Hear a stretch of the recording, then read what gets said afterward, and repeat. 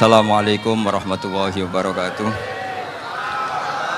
Bismillahirrahmanirrahim. Allahumma sholli wa sallim ala sayyidina Muhammadin wa ala alihi washabbihi asma'in nama ba'du. Sedanten ingkang kula hormati wabil khusus teman bapak kula Kiai Haji Agus Ali Masyuri. Beberapa kiai yang tanpa ngurangi rasa hormat, saya hormati semua. Ini ada beberapa Gus. Ini saya ngaji insyaallah 1/4 jam. 1/4 jam nanti yang menghisap Gus Kausar berapa Gus?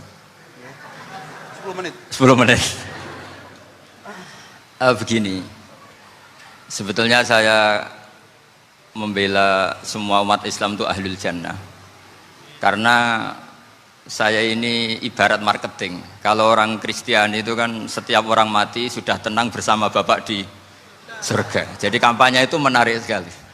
Sementara kita sudah kiai, sudah imam masjid, sudah ulama, masih saja dikhawatirkan su'ul khotimah. Ini kalau kampanye ini tidak imbang, ini nanti saya takut kalah. Makanya saya bilang pokoknya semua orang mukmin itu ahlul jannah. Karena memang asli hadisnya seperti itu, man qala la ilaha illallah dakhalal jannah.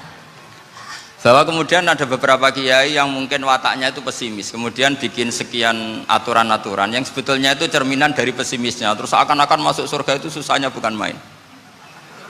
Nah itu saya tidak setuju, karena tadi pasti kalah dengan kampanye sebelah yang setiap orang mati dibilang sudah tenang bersama Bapak apa? Di surga.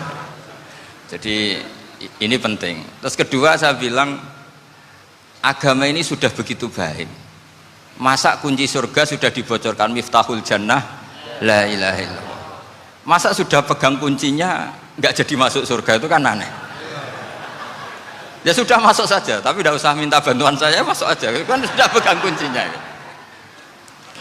Terus ketiga, kenangan terburuk saya ketika jadi kiai itu gini, saya ada beberapa guru SD datang ke saya, ini agak-agak masalah besar. Gus, boleh enggak buka ujian nasional yang masih disegel? Semua guru bilang nggak boleh, itu kriminal kan. Ada satu guru yang bikin analogi agak kacau.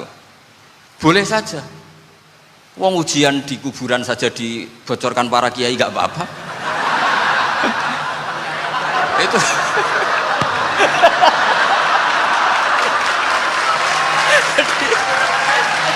Tapi ini kriminal ya. Perhatian kepada kiai, nggak boleh memukul pemateri.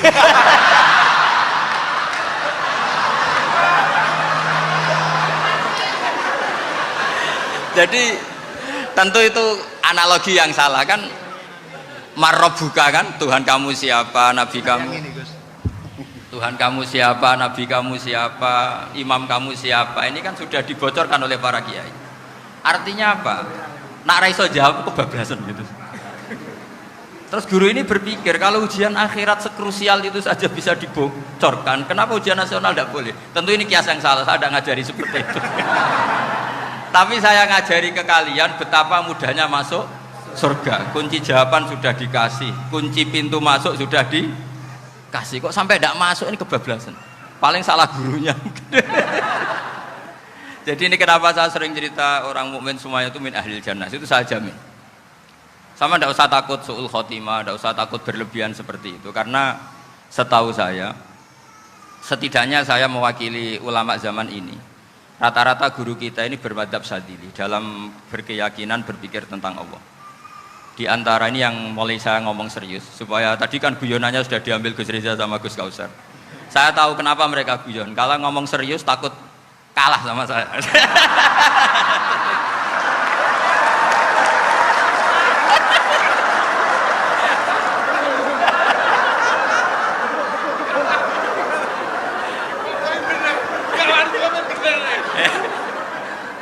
Karena saya ini sudah terkenal pemikir serius, jadi artinya itu satu kepintaran mengalihkan, ya, oh ya, sudah itu satu kecerdasan. Tidak hanya ngalim tapi betul cerdas. Betul cerdas. Jadi itu bukti beliau ini cerdas itu. Saya berpikir begini, ini madzhab Syadzili, kita semua tentu Syadzili karena kita semua ngaji kitab hikam. Kita tahu kitab hikam itu muridnya Abul Abbas Al-Mursi, Abul Abbas Al-Mursi muridnya Syekh Abdul Hasan apa? Asy-Syadzili. Saya masih ingat betul makalah itu dan saya ulang-ulang setiap saya ngajar di sarang saya ajarkan itu. Kilali kata Abdul Hasan As-Sadili, saya pernah dapat hatif, dapat semacam ilham. Apa makna min syarril waswasil khannas? Itu kata beliau dijawab oleh hatif itu. Hatif itu nggak perlu diterjemah tadi ada karena tadi diajarin itu. Apa yang dihidupkan itu nggak perlu dijelaskan. kata hatif tadi, waswasun yadkhulu bainaka wa baina habibika.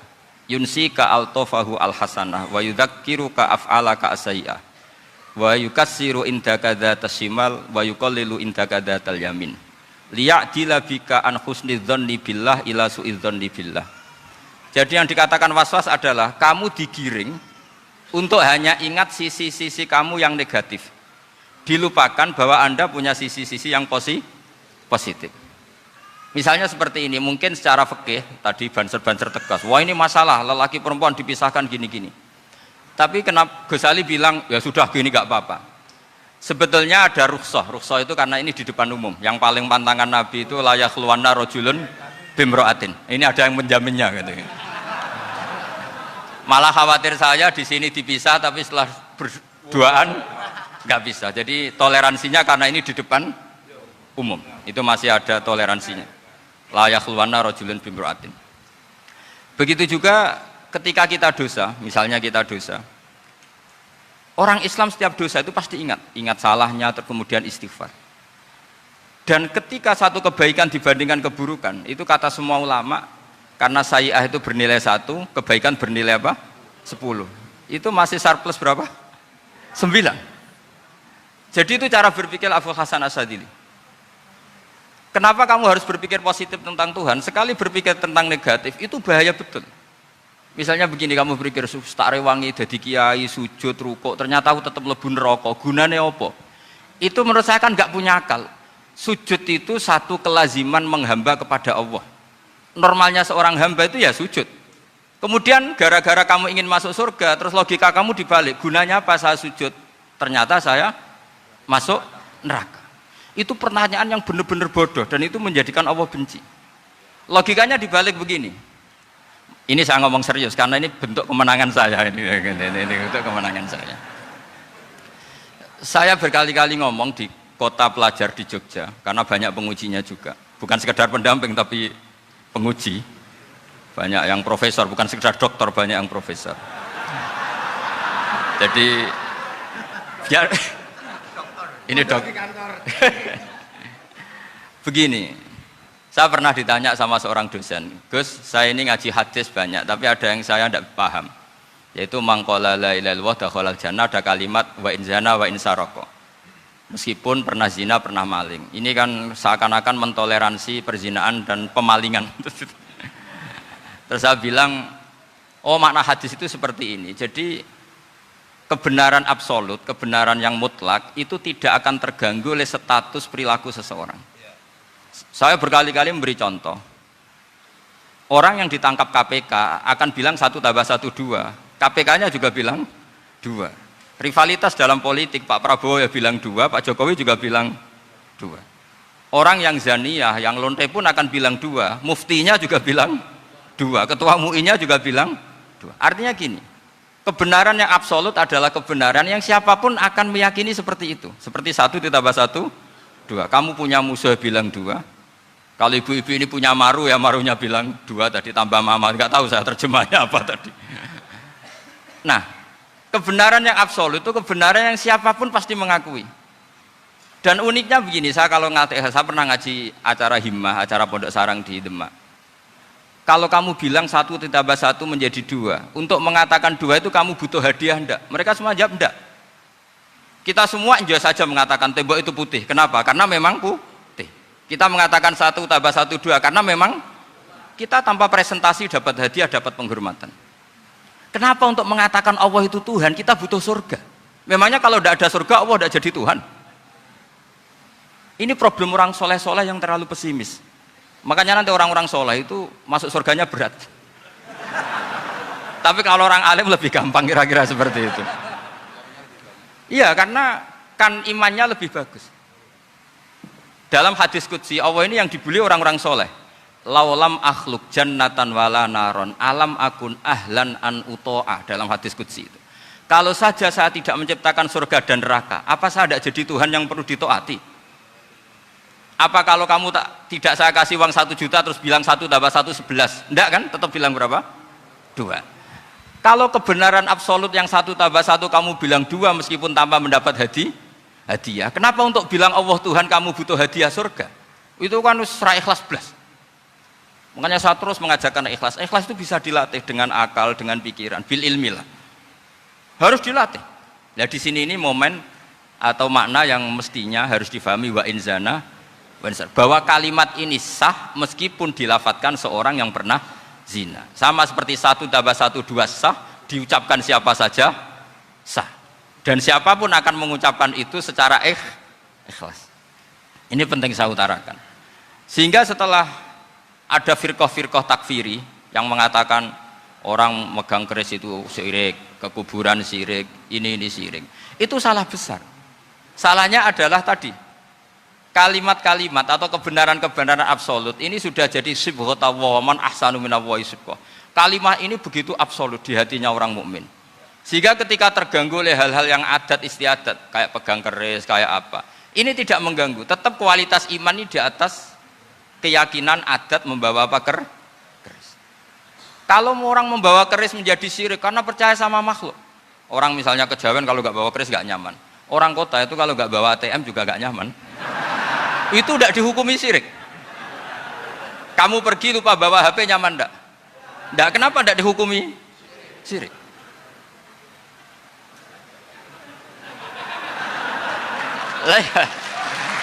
Jadi ini logika-logika. Jadi makanya ini Gus Reza boleh ngeritik saya itu berkali-kali bilang saya termasuk ulama yang mau bikin gerakan cangkem elek.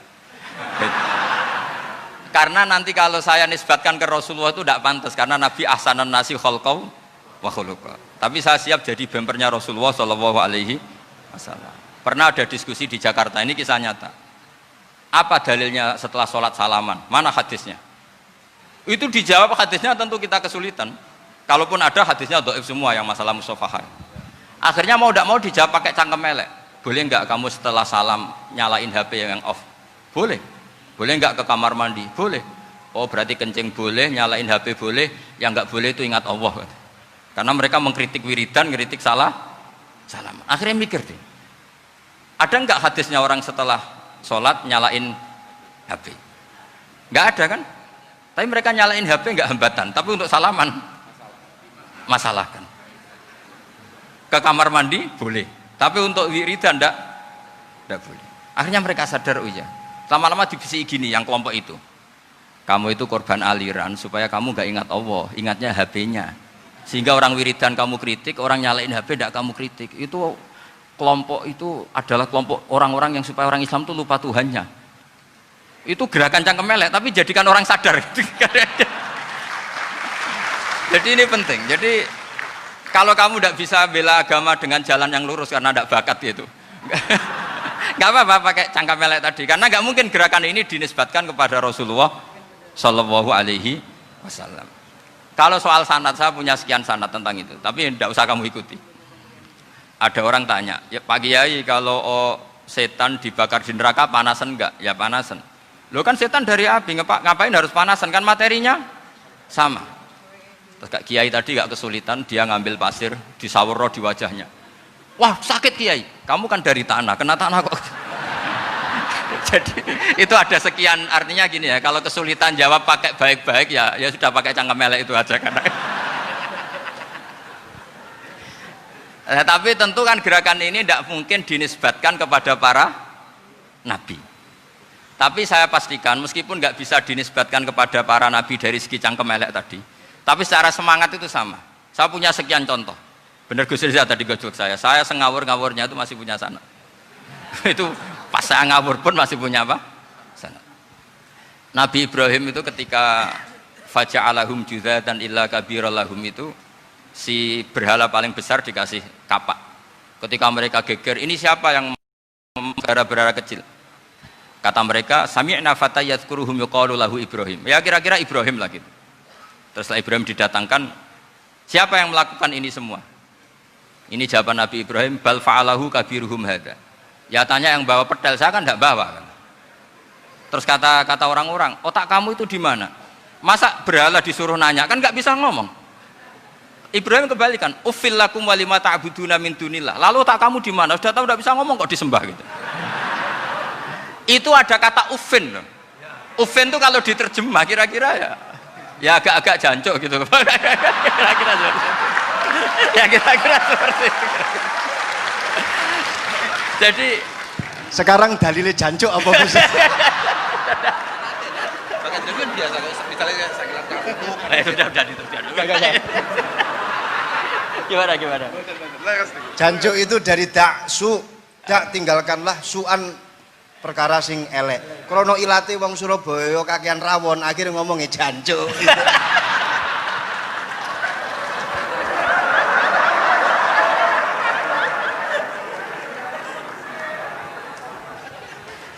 Jadi mulai dulu melawan kebatilan itu harus pakai logika yang vulgar. Karena memang nggak mungkin dengan bahasa-bahasa priayi itu nggak mungkin. Dan ini penting saya utarakan. Nah, kalau nanti nggak mungkin dinisbatkan kepada Rasul karena Nabi adalah ahsanan nasi khalqa wa khuluqa, kita yang ngambil alih saja. Gus Reza, saya, Gus Kaustan ini cara cangkem elek kan pantas. Luas. Selain bakat ya sudah natural. Karena memang itu cara kita menjelaskan kebenaran. Saya ulang lagi, itu cara kita menjelaskan apa? Kebenaran. Mau tidak mau. Saya pernah ditanya sama seseorang, Gus, beberapa nabi itu kan poligami itu bukti hiperseks. Karena yang tanya itu orang nasionalis, nggak pati senang Islam. Terus tak balik tanya, perempuan itu makhluk lemah enggak? Ya lemah. Kalau nolong lama satu itu gimana? Ya baik. Kenapa nolong dua jadi tidak baik? Harusnya kalau nolong tiga tidak baik. Tapi saya tidak dukung poligami. Nah, ini cerita. Setidaknya mereka jadi ingat. Saya itu pernah ditanya agak-agak orang ateis. Dia benci Islam tapi neliti Islam. Pertanyaan kedua, kenapa dalam perang itu seakan-akan Nabi itu perampok? Hartanya orang kafir disita kemudian menjadi ghanimah. Itu kan kayak ngerampok. Terus saya tanya gini, kalau ada penjahat ke rumah kamu, kemudian pakai senjata api, setelah kamu ringkus, itu senjata api kamu kembalikan apa kamu sita? Oh ya saya sita, kalau tak kembalikan dipakai ngerampok lagi. Ya sama seperti itu, kalau kekuatan mereka dikembalikan, akan dipakai kekuatan mereka lagi. Jadi, ya lagi-lagi ini kemenangan orang serius. Karena nanti guyonnya sudah dintekno sama Gus Safa sama Gus Riza. Nah, kenapa saya ngajar begitu rileks, begitu santai? Karena pikiran saya sederhana. Fa innal uqula muttarratun ila qabilil haq. Akal sehat pasti dipaksa menerima apa? Kebenaran. Sehingga kebenaran itu tidak usah kamu ngomongkan secara serius, tidak perlu. Kebenaran itu mudah diterima. Saya itu pernah ngaji berkali-kali di Jogja di mana-mana sampai ada buku seorang dokter nulis tesisnya itu bangga lagi menjadi muslim setelah ngaji saya itu. Karena saya menerangkan itu ringan. Orang Islam itu harus mencintai Allah. Ciri utama cinta itu tidak tegang, rileks. Saya bilang begini, kalau kamu pernah 1 tahun digratisi orang rumah, makanan, kamu kira-kira itu mudah nggak mencintai orang yang berjasa sama kamu minjemin rumah dan kasih makan gratis? Mudah kan? Apalagi kita ini mudah mencintai orang yang minjemin mobil 1 tahun, ngasih rumah 1 tahun, apalagi selamanya. Kenapa kita tidak mudah mencintai Allah yang memberi kita bumi, air, oksigen, semuanya kita dikasih Allah? Akhirnya mereka mikir, wong mencintai seseorang yang ngasih dalam durasi 1 tahun saja mudah, apalagi mencintai Allah yang ngasih kita tanpa batas. Itu disebut walladzina amanu asaddu hubbal lillah. Orang mukmin itu mudah sekali mencintai Allah. Caranya dilatih tadi. Kita mudah mencintai orang yang berjasa sama kita. Kenapa tidak mudah mencintai Allah yang tentu jasanya lebih besar? Nah, karena akhir-akhir ini banyak orang yang terlalu nazir, terlalu apa? Kata Nabi kan basyiru walatu nafiru yasiru walatu asiru. Sehingga saya bikin gerakan. Pokoknya semua orang mukmin pasti masuk surga. Nanti soal ada kesalahan-kesalahan kecil yang menjadikan orang su'ul khotimah itu sifatnya kehati-hatian. Jangan menjadi hukum. Hati-hati itu tidak menjadi hukum. Kalau kamu nyupir hati-hati itu bukan berarti pasti kecelakaan, enggak. Hati-hati itu ya hati-hati saja, tidak menjadi hukum. Ini penting saya utarakan karena kubu sebelah kampanyenya sudah tadi, setiap mati mesti tenang bersama Bapak di surga. Sementara kita mau kampanye, kamu sholat tidak mesti diterima, haji tidak mesti diterima, jadi kiai tidak mesti masuk surga. Coba kalau kita kampanye gitu terus, yang mau jadi muslim itu siapa? Jadi ini sudah tak perhitungkan matang-matang saya milih mazhab seperti itu. Ya ini saya pikir sudah, ini pembandingnya supaya punya waktu. Saya suka sekali.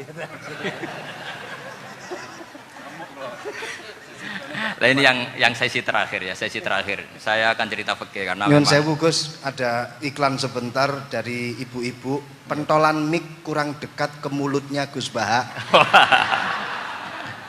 Sehingga suaranya tidak terdengar sampai ke belakang. Oh, gitu, pentolannya didekatkan Gus Oh, ke mulutnya. ini kalau ngomong konotasinya itu mesti nyerempet. Sudah apa ya? Sudah ahlinya di situ. Ya malah ada di situ.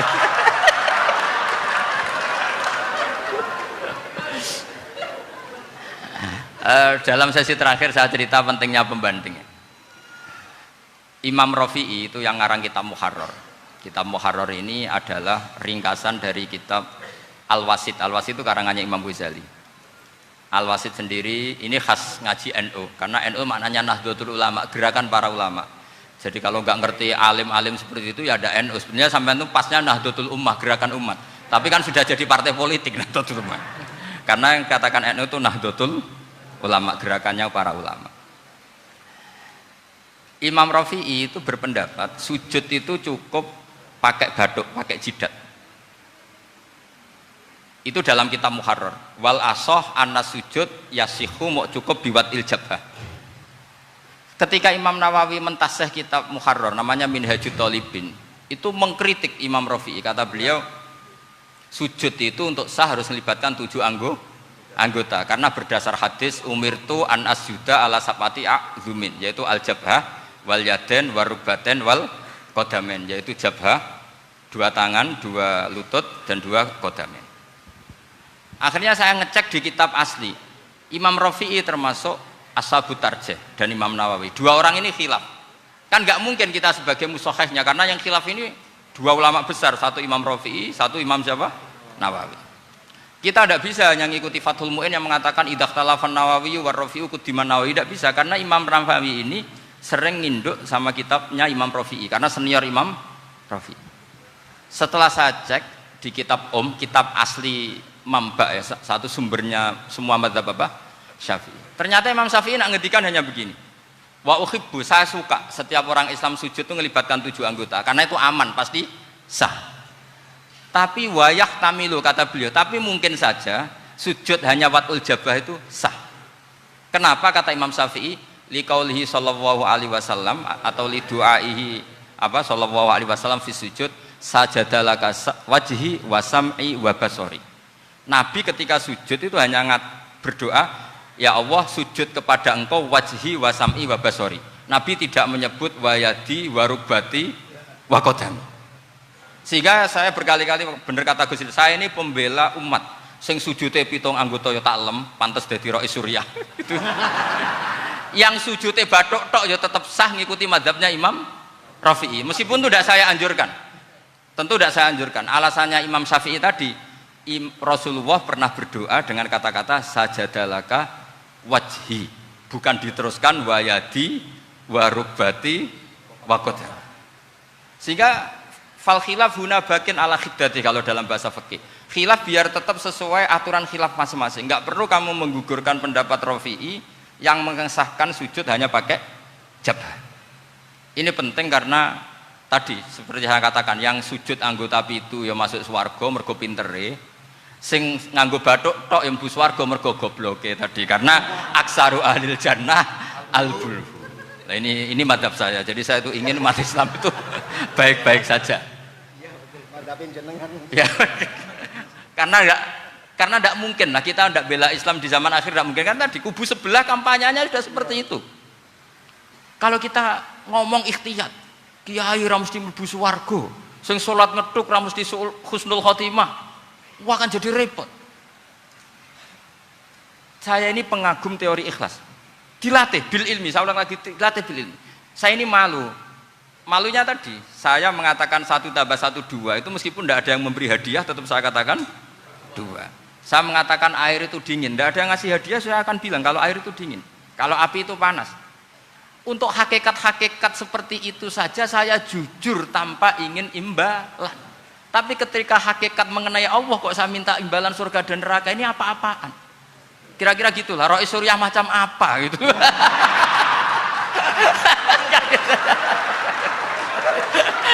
Ya saya kira demikian. Assalamualaikum warahmatullahi wabarakatuh. Waalaikumsalam warahmatullahi wabarakatuh. Alhamdulillah. Baru kali ini ada seminar yang dikritik terus sama pemateri itu pendampingnya. Mestinya pembandingnya. Tapi luar biasa para milenial semuanya, Masya Allah, terlihat wajah-wajah surga di majelis ini.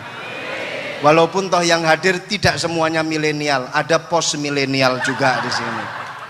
Ada yang Gus dan juga ada yang Kiai. Kalau Gus biasanya kan masih bisa tolah-toleh, kalau Kiai harus fokus. Tapi yang paling fleksibel di PWNU Jawa Timur, yang paling enak itu adalah beliau, Kiai Haji Agus Ali Mazhuri. Enaknya pripun? Dadi Kiai ya iso, dadi Gus ya iso. Itu posisinya paling enak di antara pengurus-pengurus yang lain. Tepuk tangan untuk beliau, enggak apa-apa. Langsung saya buka pertanyaan. Yang ditanya 2 orang, jangan pendampingnya. Yang ditanya 2 orang. Kalau enggak Gus Baha, Gus Kausar. Saya hitung sampai 10, enggak ada pertanyaan, kita tutup dengan doa. 1, 10. Ada yang 2 mawon nggih, pertanyaannya 2. 1, monggo. Yang perempuan, saya ingin yang perempuan, monggo. Sudah 2. Silakan.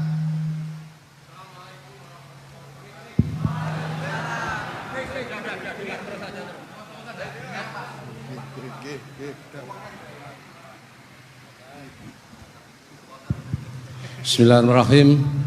Assalamualaikum warahmatullahi wabarakatuh.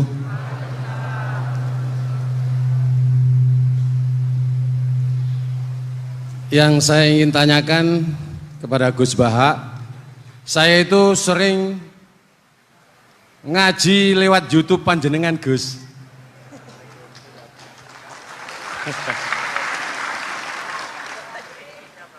Insya Allah ilmu saya tambah walaupun tidak banyak. Yang saya tanyakan, nopo ilmu kula niki barokah? Yang pertama, karena saya ngaji lewat YouTube panjenengan, saya tidak izin. Untuk itu hari ini saya izin panjenengan, mudah-mudahan ilmu ingkang saya dapat dari panjenengan niku saged barokah niku Gus. Terima kasih. Wassalamualaikum warahmatullahi wabarakatuh. Waalaikumsalam warahmatullahi wabarakatuh. Langsung mawon Gus nggih, yang satunya dulu. Siapa aja? Oh gitu. Monggo Gus. Itu tetap barokah dan kebaikan itu mah enggak perlu minta izin. Kalau kebaikan minta izin jadi repot. Jadi kalau dalam kitab fikih disebut iktifaan bil idzni syar'i, karena syara akan selalu memberi izin sama kebaikan. Itu udah hanya masalah YouTube sampean. Tadi melihat wajah Gus Ali ibadah, pamit dulu. Nanti kalau ada orang alim lewat mau lihat juga pamit dulu. Lama-lama mau baca sholawat, ya Rasulullah pamit dulu mau baca sholawat.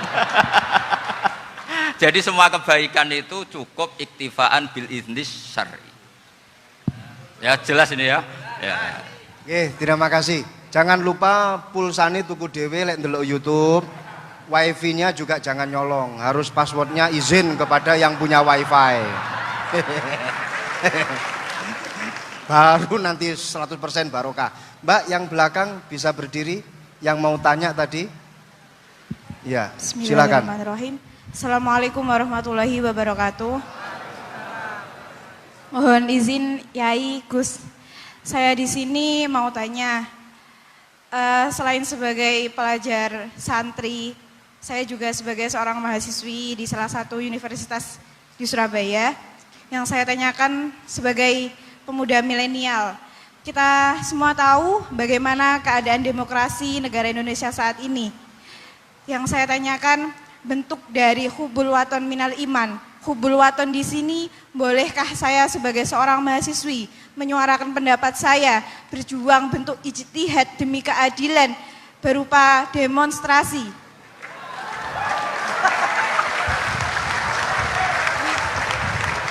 Ngapunten. Yang saya tanyakan di sini, bagaimana menurut Gus? Apakah saya melakukan demonstrasi ini sudah baik atau sangat baik atau mungkin perlu dikaji kembali? Terima kasih. Wassalamualaikum warahmatullahi wabarakatuh. Hubungan antara demonstrasi dan hubbul wadon minal iman. Hah? Oh ya, hubbul waton minal iman. Monggo Gus.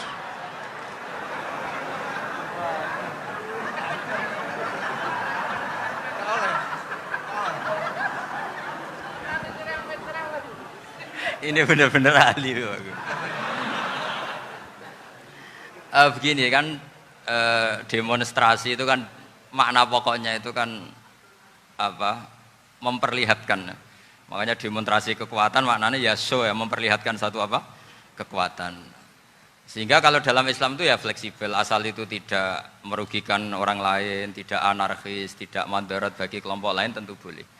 Bahkan kalau tidak apa? Menyuarakan suara kita tentu dengan cara-cara yang tetap islami ya, itu malah kita disalahkan karena berarti tidak ikut bertanggung jawab terhadap proses bernegara, tapi tentu disuarakan secara konstitusional dan secara baik. Kemarin pas demo di Jogja yang ramai itu masalah rancangan KUH itu, rektor UI juga ketemu saya, pamit Gus mau demo ya tapi yang baik dan sopan karena begini ya, di Quran itu ada ayat walau la daf'uhin nasa ba'dahum bi ba'dil la fasadatil ard. Jadi kekuatan manapun itu harus dikontrol. Tentu kontrol itu macam-macam. Tapi tentu saya ulang lagi, jangan anarkis, jangan melakukan sesuatu yang kontraproduktif. Jadi menurut saya pernah ditanya, Gus kalau pemerintah itu didukung 90% rakyatnya bagus enggak? Ya bagus, berarti presidennya hebat, didukung mayoritas rakyat. Kalau hanya 55 ya bagus, presidennya biar tahu, biar hati-hati karena dipilih separuh lebih sedikit gitu.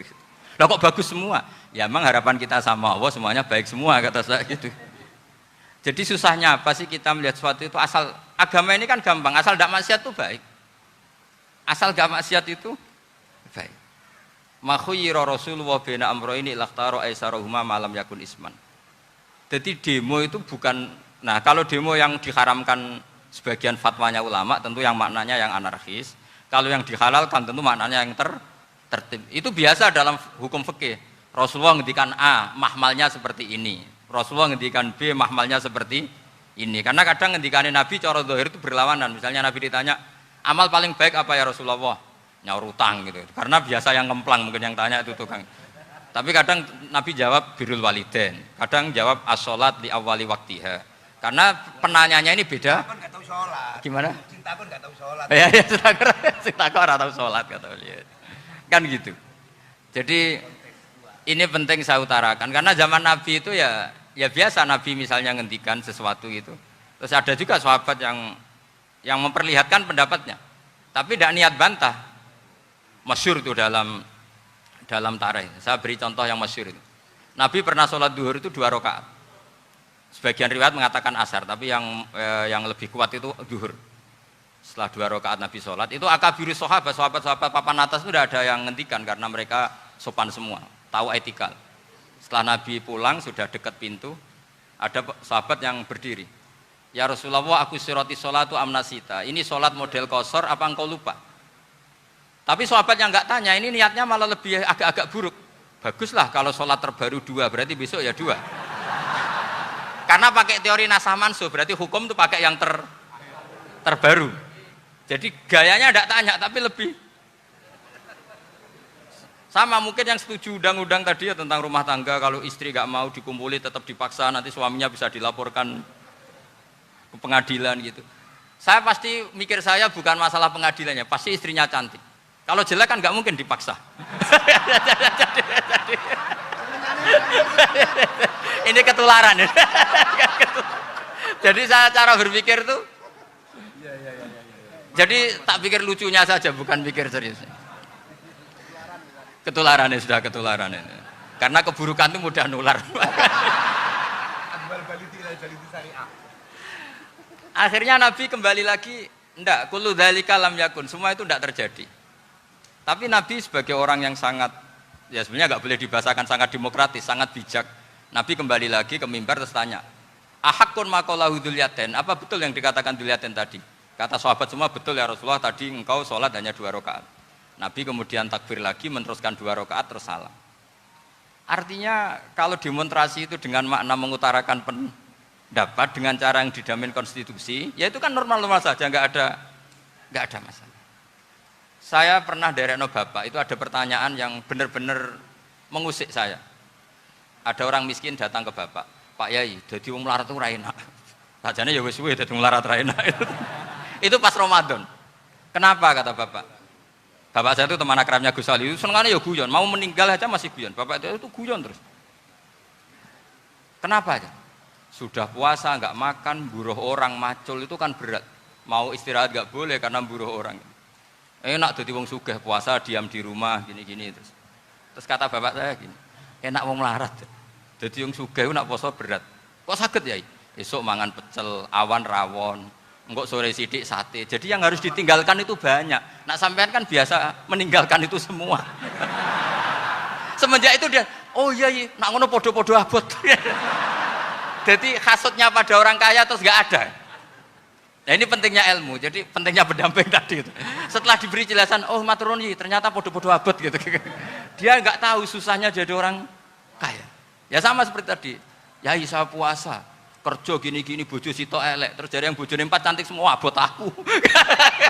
Karena harus ninggalkan 4 yang cantik tadi, yang bisa menghidupkan tadi itu.